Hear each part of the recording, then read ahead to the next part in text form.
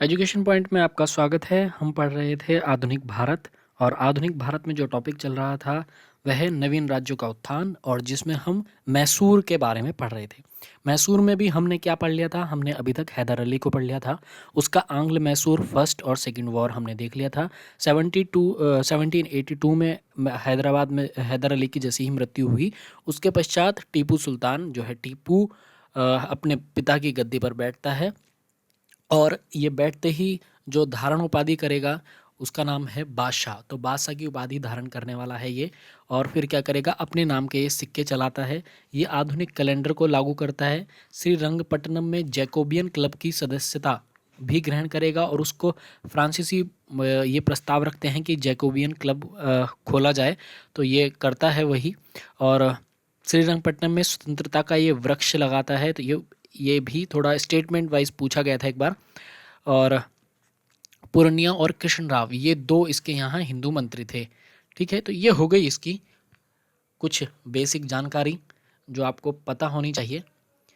अब तीसरे आंग्ल मैसूर युद्ध के बारे में देख लेते हैं कि क्या रणनीति रही और कैसे कैसे इस युद्ध को जीता गया अंग्रेजों द्वारा।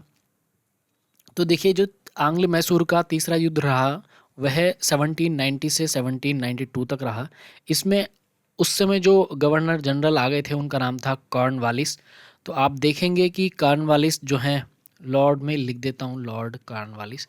ठीक है, तो कॉर्नवालिस आ गए और इधर दूसरी सेना जो थी वो टीपू की थी और एक तरफ कॉर्नवालिस थे। साथ साथ उन्होंने निजाम को भी मिला लिया था और मराठाओं को भी, ताकि ये जो संघ है, ये संघ बनने के बाद टीपू जो हो अकेला पड़ जाए। ठीक है, आपने पहले भी देख लिया था कि जो आंग्ल मैसूर का दूसरा युद्ध है उसमें भी कुछ ऐसी रणनीति अपनाई गई थी। तो इस युद्ध में भी कुछ ऐसा ही रहा कि निजाम और मराठाओं को अपनी ओर अंग्रेजों द्वारा कर लिया गया और टीपू के साथ जो युद्ध हुआ उसमें टीपू की पराजय हुई और टीपू पराजित हुआ। और टीपू पराजित होने के बाद इसे जो एक संधि करनी पड़ी अंग्रेजों के साथ, उसका नाम है श्रीरंगपट्टनम की संधि। कब हुई? 1792 में। अब आगे जो एक युद्ध और लड़ा जाएगा इनके बीच, तो उसका वो है आपका चतुर्थ आंग्ल मैसूर युद्ध। ये लड़ा गया 1799 में और इस समय जो गवर्नर जनरल थे उनका नाम था लॉर्ड वेलजली और दूसरी ओर टीपू की सेना थी। अब यहाँ थोड़ा सा मैंने जो डायग्राम बनाया है ये बड़ा रोचक सा है। आप इसको देखकर बड़े मज़ेदार तरीके से समझ सकते हैं और लंबे समय तक इसको याद कर सकते हैं। मैं बताता हूँ। देखिए देखिए, जो लॉर्ड वेलेस्ली है वो दिमाग में काफ़ी तेज़ था। तो क्या हुआ कि उसने जो मैसूर है, मैसूर के ये देखिए, आप मैप को थोड़ा समझिए। ये है आपका नॉर्थ, ये है आपका ईस्ट और ये है आपका वेस्ट और ये है आपका साउथ। तो ये डायरेक्शन के लिए है, सिर्फ बताने के लिए कि ईस्ट से जो है इसने क्या किया कि जनरल हैरिस और कर्नल वेल्जली को भेजा अपनी सेनाओं के साथ। और जो वेस्ट एरिया है आपका, मैसूर का वेस्ट एरिया, उसे उसको अटैक करने के लिए भेजा जनरल स्टुअर्ट को। और जनरल स्टुअर्ट के साथ में जब इसका टीपू का युद्ध हुआ, तो ये जो युद्ध है ये किस नाम से कहलाया? सदासीर का युद्ध। और इस युद्ध में जो टीपू है वो पराजित हुआ और इधर जो युद्ध हुआ यानी कि पूर्वी भाग में जो युद्ध हुआ उसका नाम है मलावली का युद्ध। और इस युद्ध में भी टीपू जो है वो पराजित होता है। आप अगर देखेंगे कि दोनों ही युद्धों में टीपू पराजित हुआ और फिर ऐसा हुआ कि अंग्रेजों ने श्रीरंगपट्टनम को जो है घेर लिया। और जब घेर लिया तो जो द्वार था श्रीरंगपट्टनम का, जो मुख्य द्वार था, उस पर लड़ता हुआ टीपू मारा गया। तो आप इस बात को देख सकते हैं। जितना क्वेश्चन बन सकते थे वो मैंने कवर करने की कोशिश की है। एक बार थोड़ा सा देख लेते हैं कि शुरुआत से याद कर लेते हैं। मैं बस ऐसे ही आपको बताते चला जाऊंगा कि प्रथम आंग्ल मैसूर युद्ध जो हुआ वो हुआ 1767 से 69 तक। ठीक है, उसमें सिर्फ जो हैदर अली हैं वो जीतते हैं अंग्रेजों के विरुद्ध। दूसरा हुआ 1780 से 84, इसमें अंग्रेज जीत जाते हैं। तीसरा जो युद्ध हुआ आपने अभी देखा 90 से 92 तक हुआ ये। और चौथा जो युद्ध हुआ है वो 99 में हुआ। और इस युद्ध में जो है कौन? टीपू जो है वो मारा जाता है, आपने देख लिया। ठीक है। अच्छा, कुछ और चीज़ें अगर आपको थोड़ी सी समझनी है तो देखिए, जैसे आपने श्रीरंगपट्टनम की जो संधि हुई, वहाँ आपने देखा कि श्रीरंगपट्टनम की संधि से के बाद जो थे कौन आए, कार्नवालिस। तो मैं थोड़ा सा आपको समझा देता हूँ कि जैसे कार्नवालिस हैं, तो कार्नवालिस के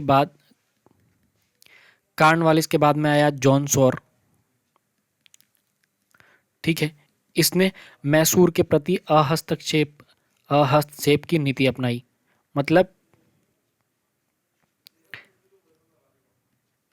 मतलब ये कि अब ये किसी तरीके से उसको छुएगा नहीं, मतलब छेड़ेगा नहीं, टच नहीं करेगा ये किसी तरीके से। ठीक है। तो उसमें मतलब कोई किसी भी तरह का क्या बोलते हैं, मैं वर्ड पर्टिकुलर नहीं मिल रहा है, लेकिन क्या करेगा कि उस क्षेत्र को ये प्रभावित नहीं करेगा, उसके साथ कोई छेड़छाड़ नहीं करेगा। ठीक है। जैसे है वैसे ही रहेगा। जो जो भी उन दोनों के बीच में संधियां हो रखी हैं अभी तक, अंग्रेजों और उसके बीच में, मतलब मैसूर के बीच, उन संधियों पर ही निर्णय लिए जाएंगे।